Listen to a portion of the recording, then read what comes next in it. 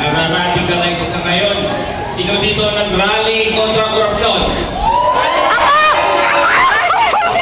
When I was asked, itong message sa akin, ito daw ang main theme, ascendance to triumph, championing good governance as youth change makers.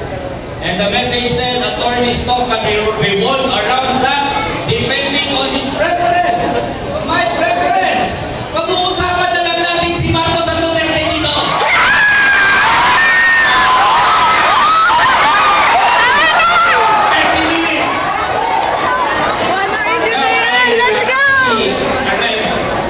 Late and early. I was supposed to speak at 11:30, but I arrived at around 11:50.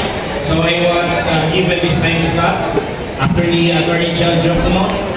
And prior to that, I went to 7-Eleven, tapos may nag-recognize sa akin. Common, because every time I walk, naglalakad na ako sa madaan, sa pagkita, kilala nila si Lucas Prieto, baka magandang pa nila ba sila, pero hindi nila ako nakikilala.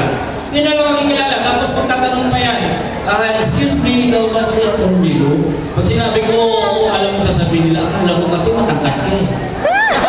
Grabe! That's why I always tell them, I always tell the people around me, hindi ako nakikilala ng sinong espiritu na pagkakamalan na ako sinong espiritu. In fact, hindi nga ako napagkakamalan ng lawyer.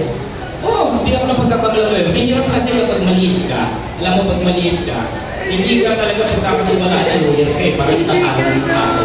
Kailangan kasi pag lawyer, mukha kang bulldog, di ba? Para pagkatiwala ka. Kailangan ka mukha ka ni Ferdinand Topacio. Kilala niyo ba si Ferdinand Topacio? Kilala niyo? Yun. Parang gano'n yun, pagkakatiwalaan yun. Alam niyo, si Ferdinand Topacio, pag nag-slacks at saka long sleeve, tatawagin siyang attorney. Ako pag nag-slacks at saka long sleeve, tatawagin ako sa saksi ni Jehovah.